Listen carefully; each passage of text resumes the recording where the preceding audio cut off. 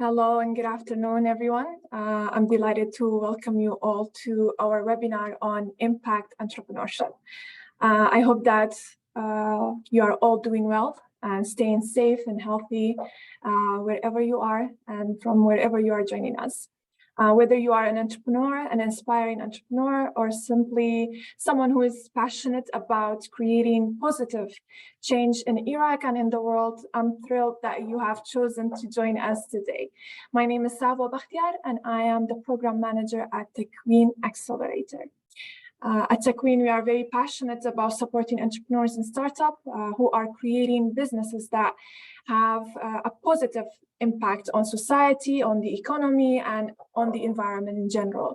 And we believe that entrepreneurship has the power to create meaningful change, and we are committed to helping entrepreneurs bring their vision to life. We are actually the first startup accelerator in Iraq. We launched back in June 2020, and our office is actually inside the campus of AUIS because we are under the AEIC Center. Before we begin, I would like to go over a few housekeeping points with you. Please make sure that you are muted during the webinar to avoid any background noises. If you have questions during the session, please use the chat function or the Q&A function to write down the question, and we will make sure to address them during the Q&A at the end of the session. We have about 15 to 20 minutes Q&A availability. Now it's my pleasure, my absolute pleasure to introduce our guest speaker, Dr. Josette. Dr. Josette is an entrepreneur and a professor. She's actually a chocolate lover, and she's a soccer player of 11 years. She has dedicated her career to helping entrepreneurs create business that have a positive impact on society. Her focus area includes entrepreneurship, psychology of entrepreneurship, social entrepreneurship, and female entrepreneurship. Her work as the UN Women's Representative of the Netherlands has given her, I think, a unique perspective on the needs of the most vulnerable in society. You can see a lot of her impact in specifically Palestine. Today, she will be sharing her insight on entrepreneurship in general. She will provide us with some insight for Netherlands, but also Iraq at the end. I know that we are all very, very excited to learn from her. So I don't want to take any longer. So without any further ado, Dr. Josette, the floor is yours. The mic is yours. Thank you, Savo. And I'm really excited to be here with you. It just feels like I have a connection because I visited, of course, your region not so long ago. And I had the privilege to train for a few days on the topic of corporate entrepreneurship, which is more entrepreneurial work behavior within organizations. But today we're going to talk about the impact of entrepreneurship, so more independent entrepreneurship. And when I got the invitation, I was excited because it's a very diverse group, I understood. And I was also thinking about what are the topics that are most interesting for you. So I made a choice, and I want to share my screen so that we can start the presentation. And as Savo said, it would be nice to save up your questions to the end to ask me, and you can ask them in English or in another language, and then Savo will translate for me. So I will share my screen and go to the PowerPoint presentation that I made for you for today. And the topic is, as Savo already said, the impact of entrepreneurship.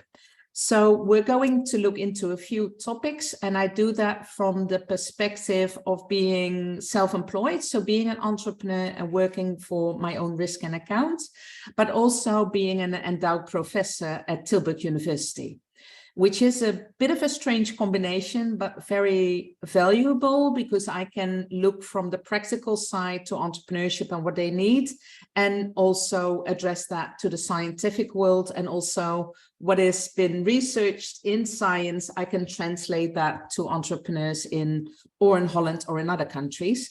So that double position is quite valuable. I am a consultant, a trainer, a speaker across the globe. I have my own national network of business coaches, which is called the Zakencoach, which is translated the business coach. I do a lot with entrepreneurship in organizations and special attention, indeed, what Savo said, for women entrepreneurship. So I do many different things, but the whole central focus of me is development of entrepreneurship across the world. So I have for today a few topics. So I look briefly into the concept of entrepreneurship, then to spend a little bit of time on the different trends, global trends. Then I will take you to the Dutch situation and explain a little bit about how we stimulate entrepreneurship in this country. And then we go at the end to Q&A. So there's room enough for your questions. So first look at the topic of the concept of entrepreneurship. And to start with, we live in every country in a very VUCA world, as we say. So the world is very volatile. So it's very flexible. A lot of things are changing all the time. It's very uncertain because the developments go really quickly. So we live in an uncertain world.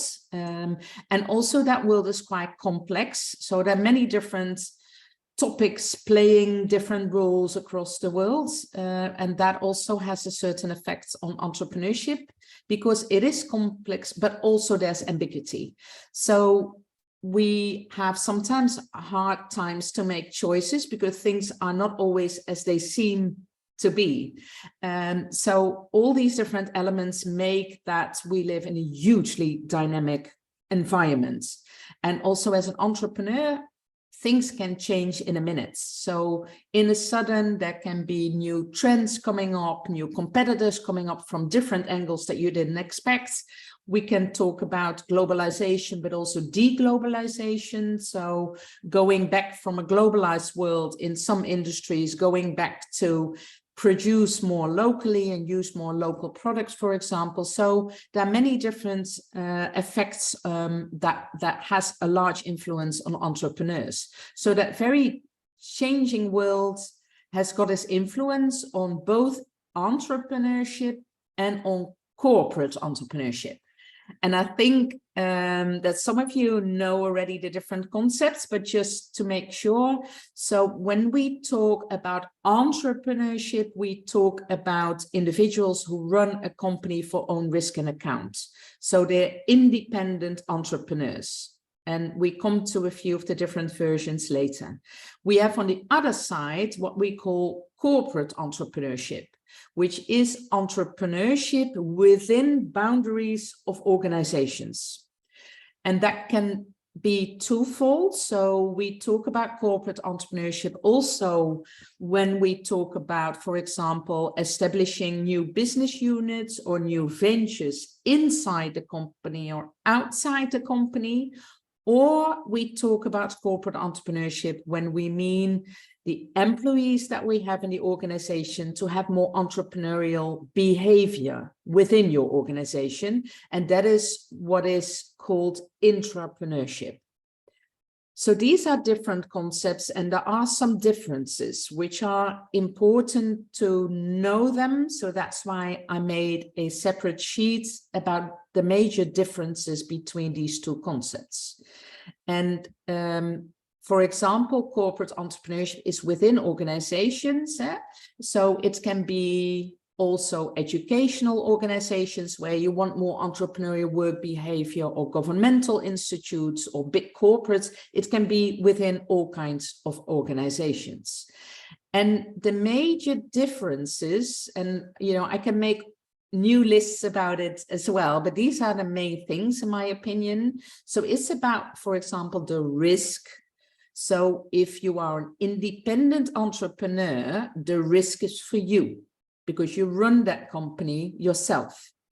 For corporate entrepreneurship, the risk is for the whole organization. So that is a major point of difference, but also ownership of ideas.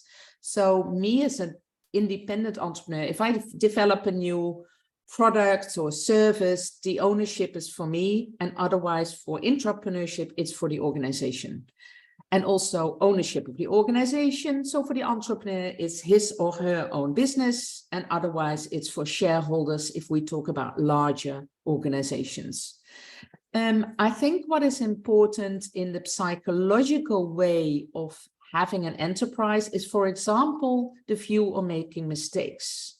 So me as an independent entrepreneur, if I make a mistake or make a wrong choice, I mean, the world is complex, as I said. So if I have to make a decision about a way to go forward on a certain idea, I run a risk and I may make a mistake, or make, maybe not a mistake, but, having the wrong choice at that moment with all the knowledge that I have at a certain moment.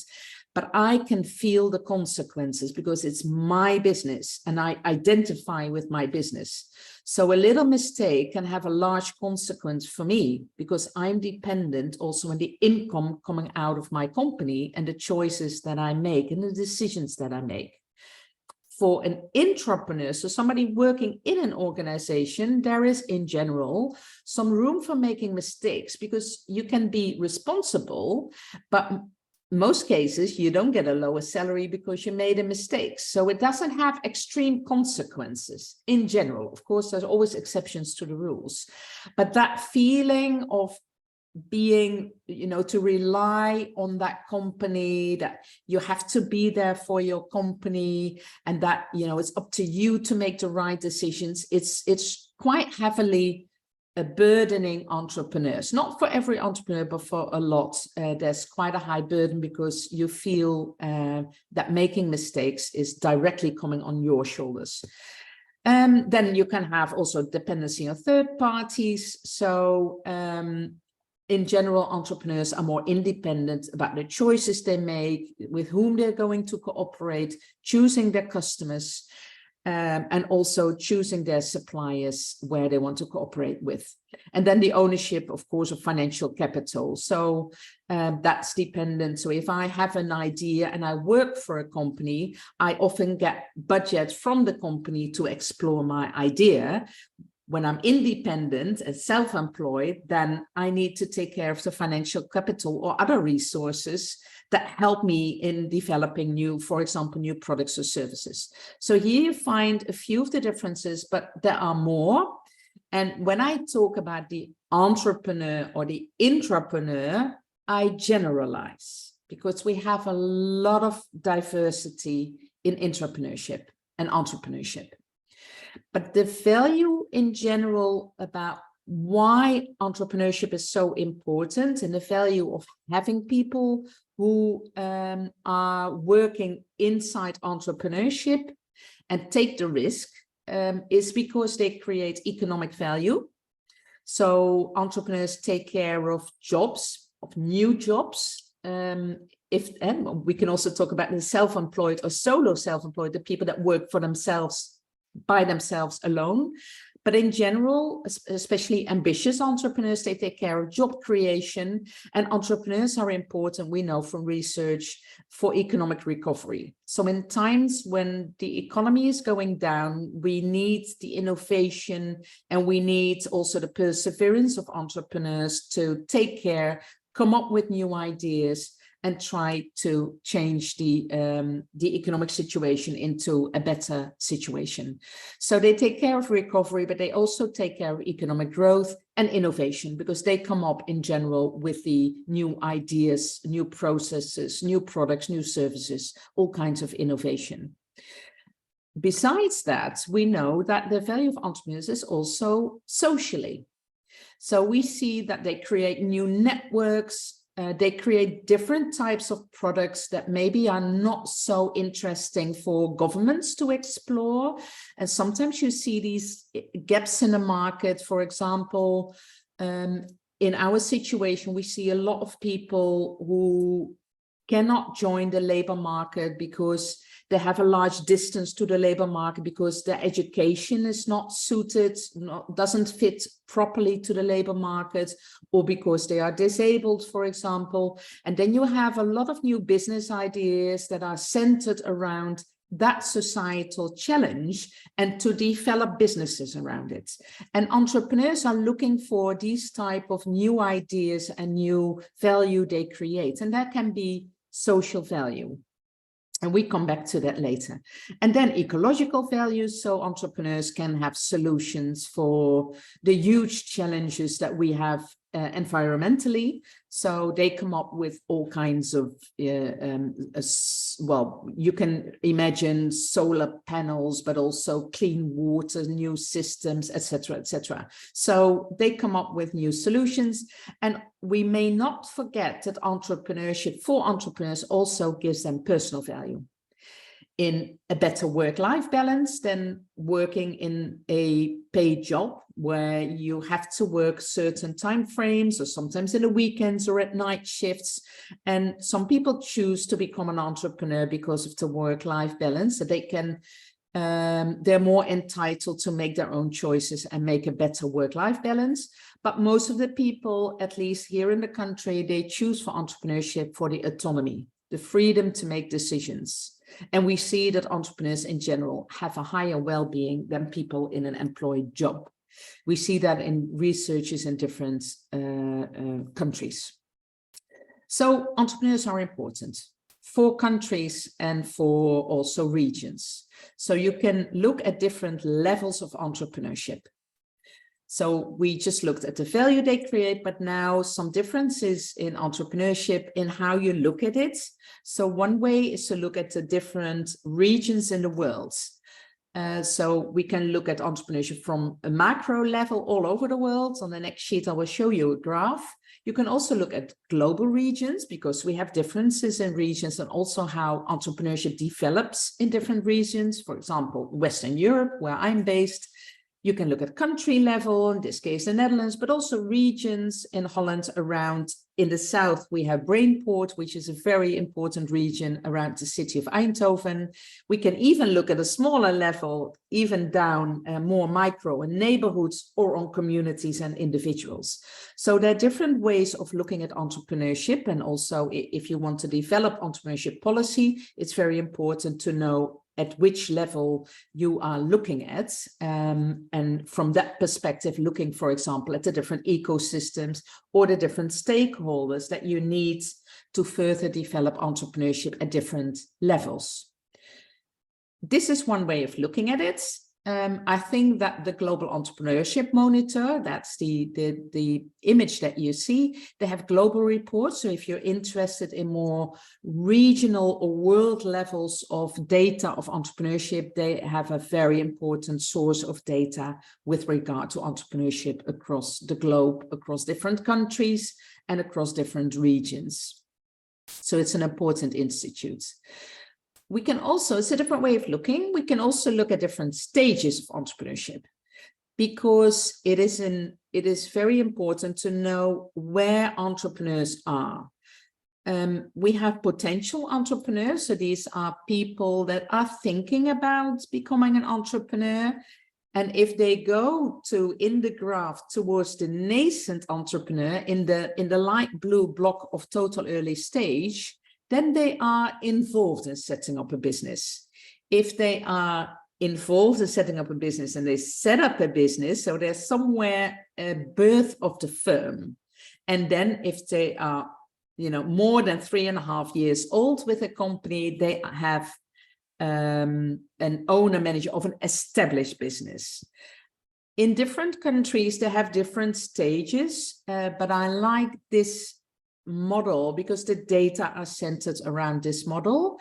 And you see that, for example, looking at this country, the firm birth. So there are many people who are involved in setting up businesses and firm birth.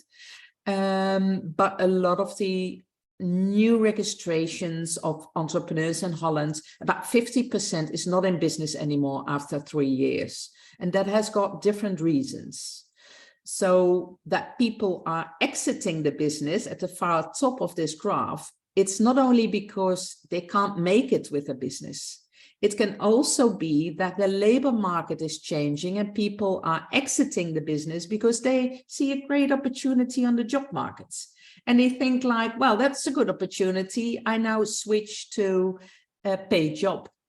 Or, of course, people can become ill or they can sell the business. There are many different reasons why people are not into having an established business anymore. And I think this graph is very clear about that exiting the business is a true phase of entrepreneurship.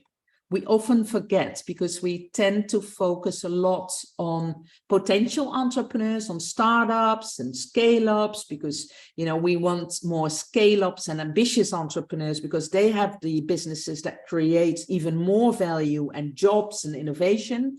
But we may not forget that we also must reflect with entrepreneurs that there's always an exit of the business, always.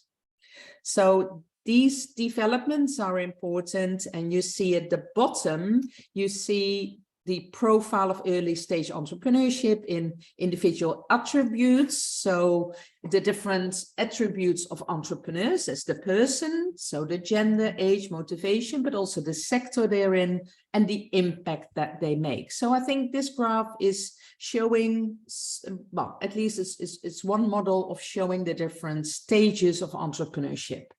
And also the data in the Global Entrepreneurship Monitor, they're based around this graph. So let's continue with a few more data, just to give you a little bit of a reflection on the world.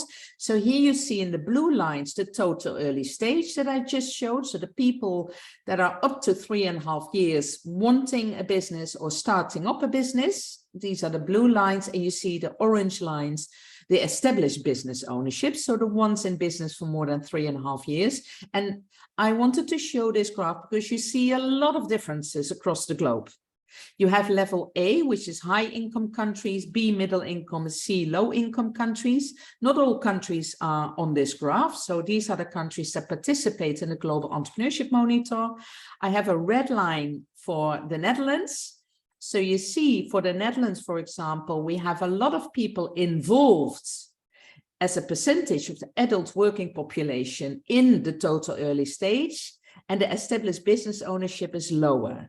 So here you see that a lot of people are starting their business, but they're not keeping their business longer than 3.5 years. You see a lot of differences in countries, which means that in some countries also there's a lot of activity, total early stage, maybe because that is in some countries the case, but I don't know it for every specific country in this graph. But in some of these countries, it's very difficult to find a proper job on the job market. So then people are almost entitled to start a business because they don't have other opportunities to gain income. So it's not always a positive reason why there's a lot of total early stage activity.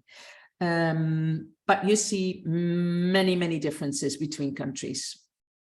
And talking about entrepreneurship, and I said it already, I generalize now a little bit in this session, but you have a lot of differences in entrepreneurship. So we can talk about the people who have the necessity to start a business because they don't have any other option in the job market, for example.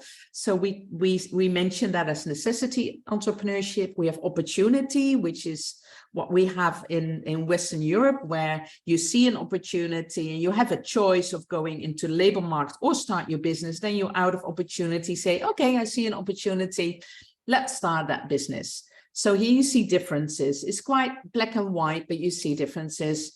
Also, we can talk about lifestyle entrepreneurs, so the ones that have a choice and things like, oh, I just love to be, for example, a nail stylist or somebody, who does interior design because I love that so much. I'm passionate and I want a business, but not necessarily to gain the income. We can talk about green entrepreneurship. So here you see a lot of different connotations on entrepreneurship. And you hear them a lot. If you focus on entrepreneurship, you hear a lot that people start talking about green entrepreneurship or social entrepreneurship or female entrepreneurship. So they're all different, and that gives a lot of diversity.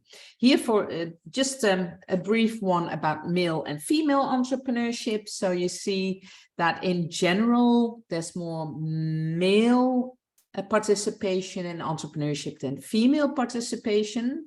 So almost in every country, or in this case, in this year, every country, there are more male entrepreneurs than female entrepreneurs that are in the total early stage. So they are thinking about entrepreneurship or having the first steps into getting their business in the first 3.5 years. So also here you see a lot of diversity in countries.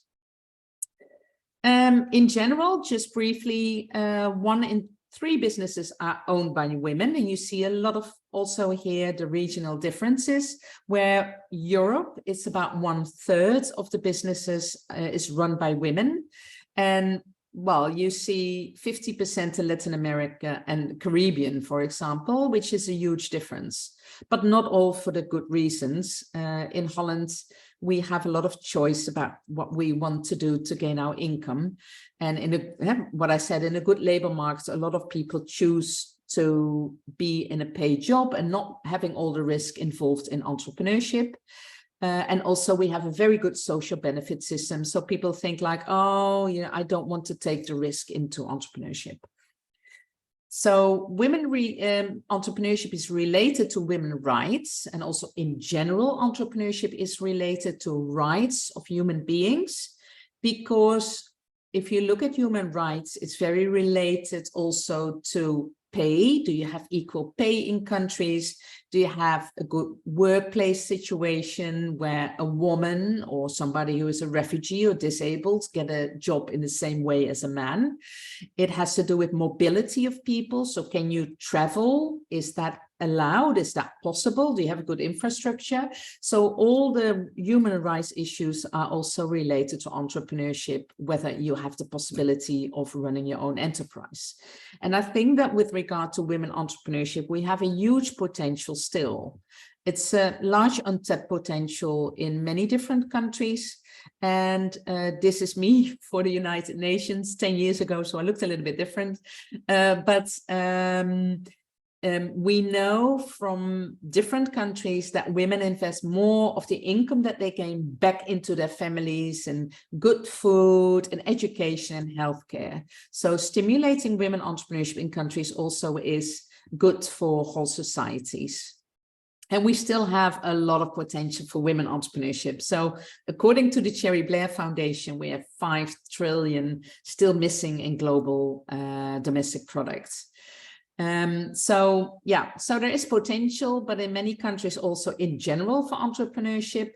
Well, this is just a graph with regard to necessity and innovation-driven entrepreneurship that I mentioned briefly. You see here the Netherlands quite in the innovation-driven entrepreneurship. People are pushed or pulled towards entrepreneurship. So if you're pushed, then it's more the necessity way, that there is a low wage in the labor market, so you can't get decent income, you have a low education level, so it's hard to find a good job, so you start businesses, poverty, lack of language skills. So there are many factors that are push factors, but we also have pull factors. So it's more the pull from the market to you to start a business. Maybe you want to develop yourself, you want to develop new capabilities, or you see a market gap, or you want that independence and autonomy to start a business, or social status and high income, wealth. So you have 2 different types of motivators driving people. And if you know why people are driven to entrepreneurship, you also know what they're looking for, and you can also assist them better. Well, this is me on a picture with Maha in one of the refugee settlements in Lebanon, and she's an entrepreneur there in a refugee camp. Also, because of the time, let's go to a few trends. I looked at global trends, not specific in Iraq or Kurdish region or in Holland, but just in general, a few trends according to the Global Entrepreneurship Monitor. Well, we saw the highest level of total early stage activity in Latin America and Caribbean region. And again, that can have different causes why that is the case. So maybe a very bad economy, labor markets, or a lot of people that were employed by in the public sector. We see that also a lot in the Middle East, Northern Africa, where there's a high employment in the public sector. And if they're going to change towards lower employment, then you see that people need additional income and start sometimes entrepreneurship. Because of all the challenges we have in the world, new entrepreneurs take on more social and environmental implications into account. So we see that for new businesses, but also people in an existing business, that they are looking for new innovations that don't harm the environment so much as what we did in the past. So there's a lot in social and environmental entrepreneurship. Well, we already saw it in the graph. Men are more likely to women to start a business. Also, younger people are more likely than older people to start a business still. So also because of entrepreneurship education, it's more envisioned by people to start a business than in the past. Still, the fear of failure is a serious constraint, so that people don't want to fail. And especially in countries where we see culturally there's a high avoidance of uncertainty, that people are not inclined to start a business because if they fail, they feel that personal failure. So it is different across the different cultural dimensions of countries, but it's a serious constraint. And the lowest business exits are within Europe and the highest in Latin and North America and in the Gulf. There's still a large untapped potential. I just showed you for women entrepreneurship, but I think there's definitely a potential still for young people, young graduates, people with the first work experience, but looking into the market and developing new ideas, but maybe also for migrants, disabled. I think there's still a lot of potential. And yeah, young people look also at the Sustainable Development Goals, fortunately, all of us, but especially I see that with new business startups for young people, that we look at also social, or the Global Development Goals. So that is important for social entrepreneurship, and that a lot of people start from some challenge that they see, for example, poverty, the number one, and then they think about new business ideas and start a business around one of the Sustainable Development Goals. And that is what we see with social entrepreneurs. They don't want to maximize profits, but they want to maximize positive impact on the world. Just not very theoretical, but just two definitions. So for social entrepreneurship one is that creating value not by maximizing profit or shareholder value, but maximizing improvements in human and environmental well-being. But you do that through a business, not a charity organization, not a public organization, but through a true commercial business. The other one as a definition is that the social entrepreneur is an entrepreneur that solves a societal problem, so that you see something in the society and you develop a concept around it that is also a scalable business model. So that is what is social entrepreneurship from different dimensions. So you have the entrepreneurial dimension because you build a business.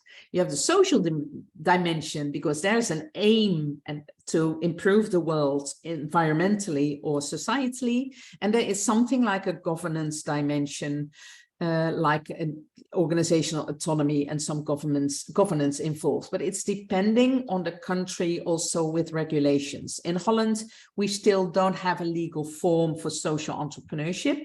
In some countries, like in Italy and Hungary, there is a legal form for social entrepreneurship.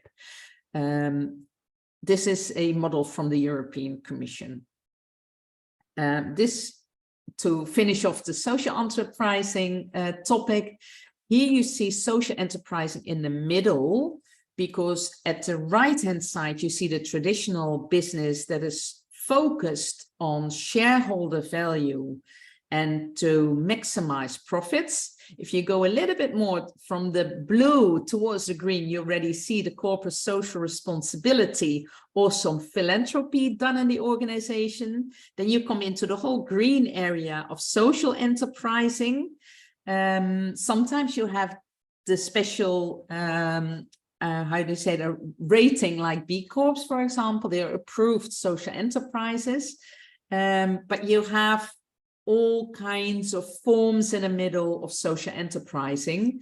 But in general, it's about getting a positive social impact. On the left side, the red ones, that is the traditional charity organizations. So the ones without a business model. So they can be all kind of associations, foundations, and they're there for social value, but they don't have sustainable financial business model. But you see that there is some change that charity organizations, for example, are starting to sell products or other things to at least try to also create something like a business model for having a sustainable organization in the future. Okay, it's 14:37, so we still got some time left. Oh, by the way, that was a Dutch time. So we go to the Dutch situation. I tell you something about a few things that we do in Holland. I can't, tell everything, but I made a choice about what to give to you as some suggestions. So this is, I think, what you think about Holland. So fields of tulips and windmills, a lot of bikes and canals in Amsterdam. So that's definitely true. And we've got these beautiful canals and houses, and we have a country with democracy, and we're quite a free and open country. That's how we're known in the world, I think. And we're not walking around on clocks anymore. We did it in the past. Some farmers still do. But we have a modern country now, and we belong to the 5 best economies to start a business, according also to the Global Entrepreneurship Monitor. So because of our ecosystem, because of a few things mentioned in that graph about human rights, about mobility, about pay, about good infrastructure, the closeness of people, because we have a very small country already focused on trade for centuries, but very densely populated. So the distances are very small. We know where to find each other. Communication is good. And we have, as you can see on this map, we have a large line of sea, which means that part of Holland is below sea level, but we have a lot of businesses coming out of the fact that we have a trading company, but also a lot of the service industry, but also a country where we had to fight water, and we had to fight saving agricultural land for a long, long time. So we have a lot of businesses, for example, that developed in water management and energy management and agriculture, because that is the history also of our country. And we have an important port of Rotterdam. We have Schiphol Airport, one of the major airports in the world. And because we are so situated near the sea, we are an important transfer harbor towards the land of Europe, of Western Europe. So we're one of the best economies to start a business, next to a few of the other ones that I mentioned here on the graph. And a few of the major companies in Holland, and maybe already a few. Philips is already a company for more than 100 years in Holland, and they were famous for the consumer electronics. But they sold a lot of their businesses because they were diversifying, and then there was a strategy to go back to the core activities, and now they're most famous for life sciences and for technological innovations in that field. We have DSM, which is a chemical company. It's a huge company, also based in the Netherlands. At the right bottom, you see ASML, which is a huge growth company in Holland, and they make machines for chips. And they're just growing. It's just amazing. So I think they're now the most promising company, but they're already in business for some time, but it's one of the best companies in Holland. We have Booking.com. A lot of people know Booking.com because of their travels, and one of the beer brands, Heineken, is famous across the world.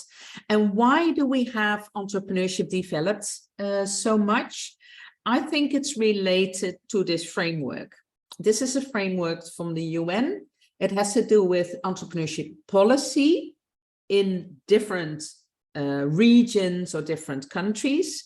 And if I look at this as a framework also maybe of use for you, is that you can look about what you need for entrepreneurship policy and also for development.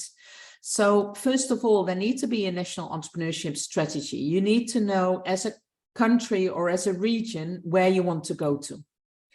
And I think that Holland was not always that clear about entrepreneurship, but one thing was clear, that we want to develop entrepreneurship.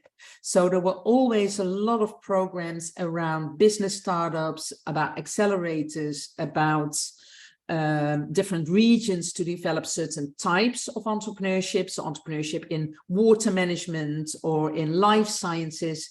And there's always, from already centuries ago, that we have a polder model, as we say, so which is the model, and polder is a piece of land where in the past people from the agriculture sector, so farmers, had to cooperate with governments, with energy companies, with citizens to make sure that they could survive and they could get the best out of their land. And because of that collaboration model, we collaborate all the time, maybe a little bit too much sometimes, so that we can't make decisions. But the good thing about it is that we have a very good ecosystem in place where we collaborate. So we also have a lot of discussion about what kind of entrepreneurship strategy we want. Do we want inclusive entrepreneurship where we focus on disabled people or female entrepreneurship? So there is we have an entrepreneurship policy, and it's very much focused nowadays on ambitious entrepreneurship and on scale-ups. We need a regulatory environment. I mean, we all need that, which means that you have the right laws in place, that you have easy registration, for example, of companies, that registration is cheap. In many countries, I see a lot of informal entrepreneurs, so often women who have a home-based business, and they are not officially registered because sometimes it's too expensive. Sometimes they're illiterate, so they don't know what to do. And that withholds them to become a registered entrepreneur. And in some cases, then they're not entitled to certain, for example, tax reductions, or to have a bank account, or to be able to address to services. In Holland, we have, I think, an environment with a lot of regulations, so maybe a lot of administrative burden for entrepreneurs, but at the same time, we have regulations. You can register easily. You have many organizations where you can go to get information. The third one is education and skills, important. So important at universities or polytechnical schools or vocational trainings around entrepreneurship, about building up competencies, building up information about what do you need to have a business startup, what does it entails to have a business-wise, but also personally. So how do you develop yourself personally? I think education is really, really important for entrepreneurship, and not only for startups and for graduates, for education in universities, but also afterwards, that people who are an entrepreneur can address to certain trainings or coaching and mentoring to be able to develop themselves. Because I started with the VUCA world, the world is changing extremely fast. So as an entrepreneur, you have to change and cope with all the new developments in the world, which makes it you have to develop yourself and your business all the time. The fourth one, innovation and technology, that has to do also with the ecosystem around technology. Is that up to date in the country or in the region where the entrepreneurship is based? So can you make sure that you can use different technologies for new businesses or for existing businesses? And innovation, of course, because we need to innovate and have a sustainable business model. Access to finance is an important topic that you also hear about entrepreneurship all the time. So it's access to financial institutions. In Holland, we have, of course, the banks, but we have separate organizations like, of course, business angels, philanthropists, venture capital that you can go to. So there are many different forms of financial capital where you can go to. Some of them are especially for startups, other ones are more for scale-ups or accelerators or existing businesses. So there are many different funds and ways to get financial capital. There's still a lot of work to be done in that field, especially about women having access to finance, which is less also in this country. And then we have 6C awareness and networking. So that is more to do with role models. Are we aware that entrepreneurship can be a valuable job opportunity and income opportunity? Well, networking, are there a lot of organizations? Well, Holland is full of organizations for entrepreneurs. So there is an organization for everyone, I can say. So, and we are aware about entrepreneurship. I still think that also in this country, we need some more attention for also disabled people, refugees, and for example, women, that they can start a business. So there's still potential there. But I think this framework gives an idea about all kinds of topics that are important as background for stimulating entrepreneurship. I use this model in trainings also, for example, in Palestinian territories, to help the ministry in setting up an entrepreneurship policy and go with different stakeholders and groups and talk about all these different aspects, where there are challenges, where there are opportunities, how can you change a few things to change towards a country or region where there is some good ground for entrepreneurs to start a business, because sometimes entrepreneurs just bump into challenges, and some of these challenges might be difficult to change, and sometimes it's a low-hanging fruit and you can change a few things easily to at least make it a bit easier for entrepreneurs to start or to run a business. So I think this framework is simple, but it's very effective, and you can look it up at the internet and also download a handbook for it. In Holland, we also use this model for an entrepreneurial ecosystem from one of my colleagues, a professor from Utrecht University.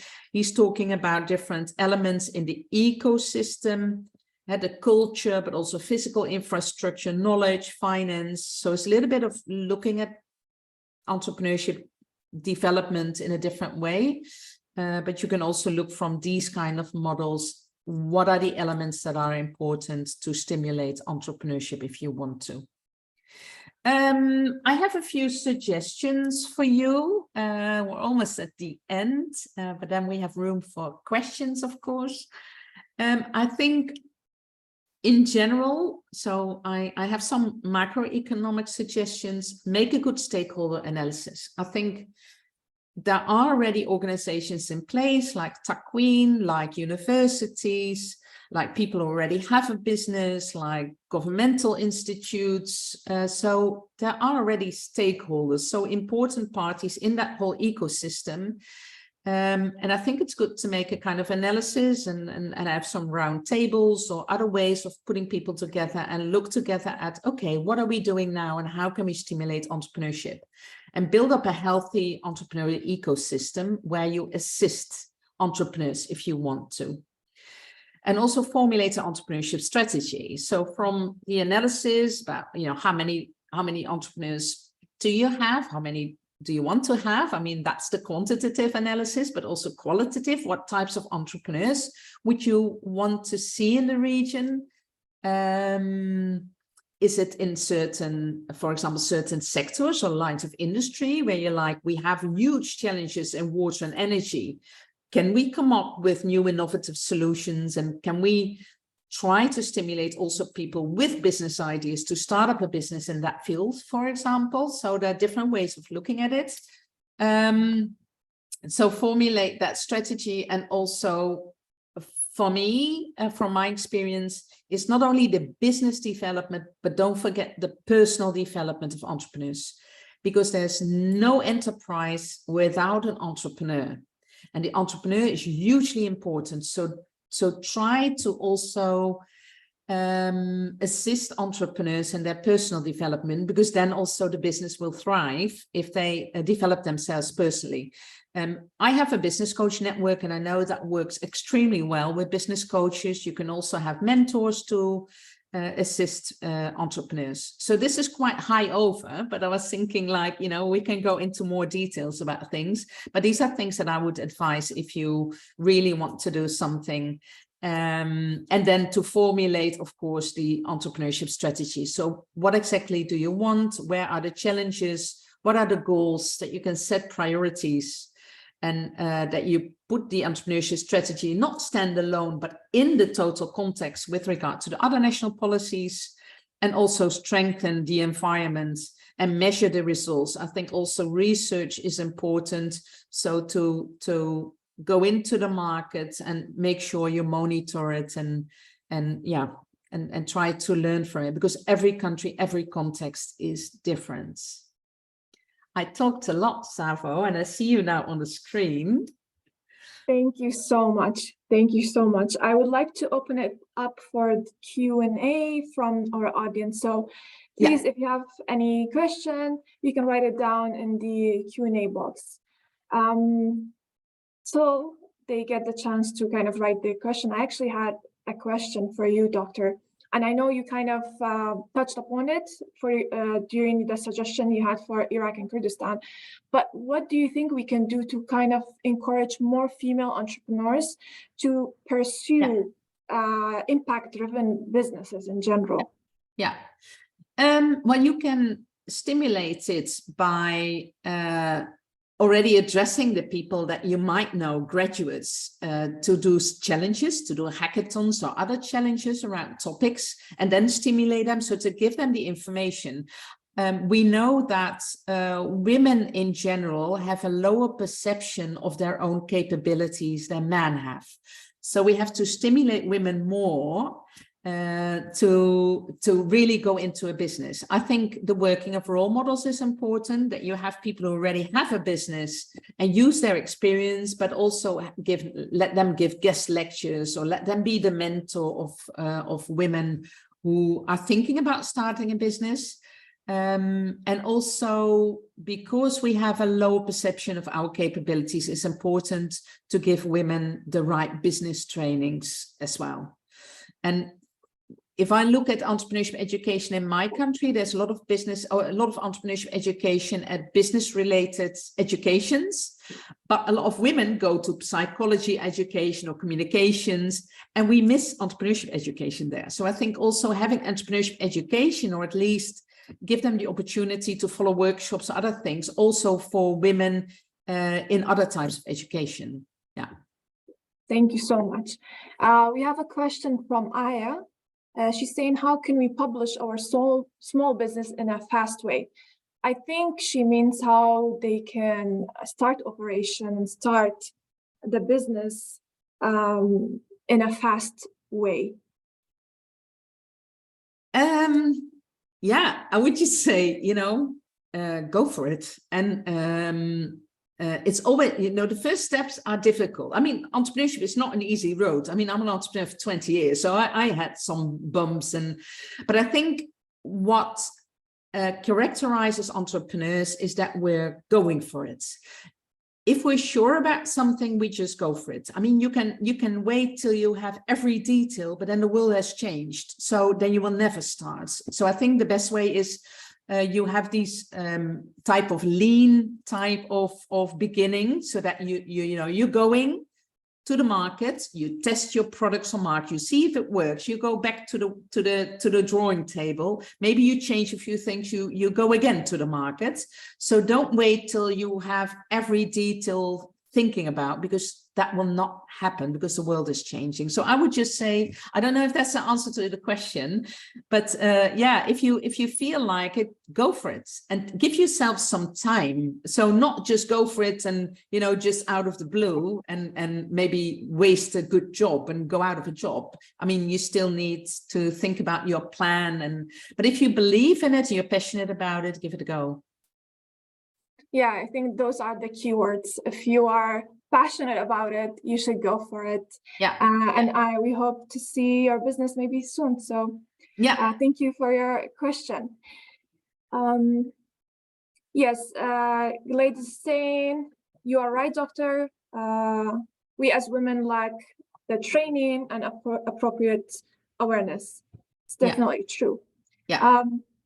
It's all, I guess it's all thank you from the attendants. Yeah. But I think if I may, because if there are more women that say, like, you know, we need some additional training, why not being together? I think the strength is for women not stay by yourself. So try to collaborate, try to find a way of being a cooperative, because together you can do more, and together maybe you can organize a kind of network where you can ask for people who give a presentation once a month, where you go to a certain place where you say, okay, and you ask somebody to present something on a certain topic. You can talk about the issues that you encounter, you know, all the good things, but maybe also the obstacles, because you can learn so much from each other. So I think that yeah, for me, the best suggestion would be a collaborative group. So and also for, you know, if there are people from the university here in the room, I don't know, but try to see if you can come up with a kind of training, especially for women. I know, I mean, I want gender equality, but it's, I mean, still here, I think sometimes it's good to have a group of, you know, a group of men on a certain topic, or a group of women, or because you understand each other. So it's really good if you could, yeah, maybe just to collaborate with other women. Yeah. Thank you. We have Noor raising her hand. Noor, do you would like to unmute yourself and ask the question in person? Maybe my colleague, Mr. Mufti, can unmute Noor.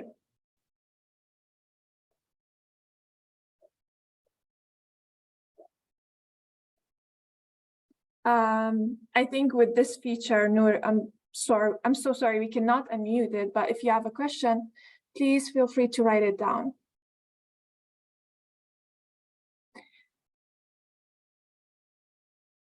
Any other question from our audience? I don't see any updated one.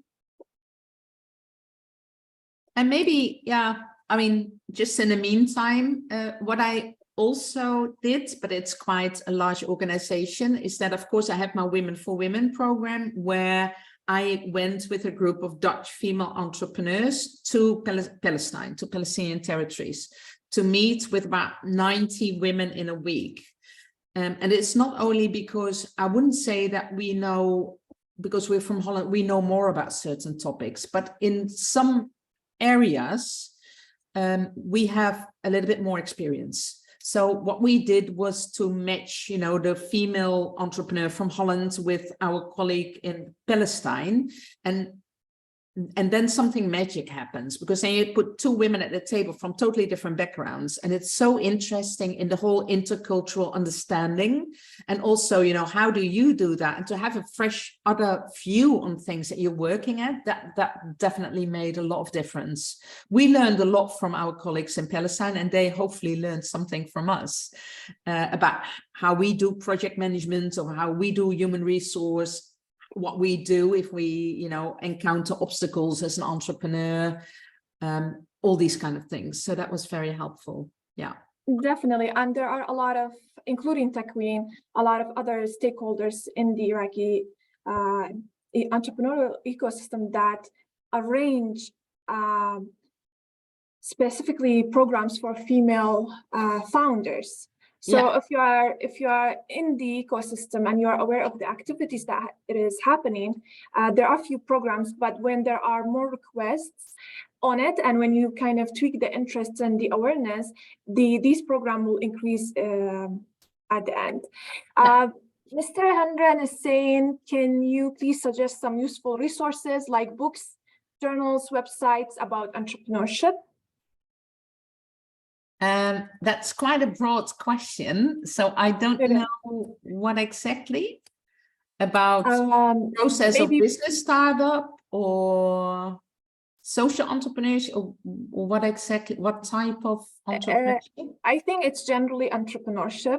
Do you have a favorite book about entrepreneurship in general that you would like to suggest? Yeah, but that's something else. So I like reading about biographies of entrepreneurs. I like to be immersed in their story because I learn a lot from, you know, the things that they encountered. So I love reading biographies about whether that's Michael Dell or Richard Branson, or, I mean, they are the big entrepreneurs, and I'm self-employed. I'm a small entrepreneur. In that case, I've got a small business, but still I learn a lot and I love to read the stories. So for me, that is working. If you look at science, there are hundreds, thousands of scientific articles about all kinds of phases, about venture capital, about startups, about scale-ups, about, you know, psychology of entrepreneurs. I mean, scientifically, there's a whole bunch of literature. I love the more simple books. So I'm an entrepreneur, so I don't have time to read or to do other things. So I love the very small books that are around, for example, the Lean Startup, or I wrote a book about entrepreneurial genes and about, you know, the brain, how that works. So I'm very focused on that. So I think there's something for everybody. Yeah. Yeah, definitely. I don't think we have any other question at the time being, and since we reached the time limit, Dr. Josette, I cannot thank you enough for taking the time to share your insights and expertise with us today. Your dedication to promote entrepreneurship and create a positive impact, it's truly inspiring. So thank you so much. We hope we get the opportunity to collaborate and work together again soon in the future. Hopefully. With that, I guess we come to an end for our webinar on impact entrepreneurship. Please, if you have any further question, you can just reach out to us. We would love to hear from you and help you throughout your entrepreneurial journey. Thank you again for everyone, and wish you all the best. Thank you. Thank you. Bye.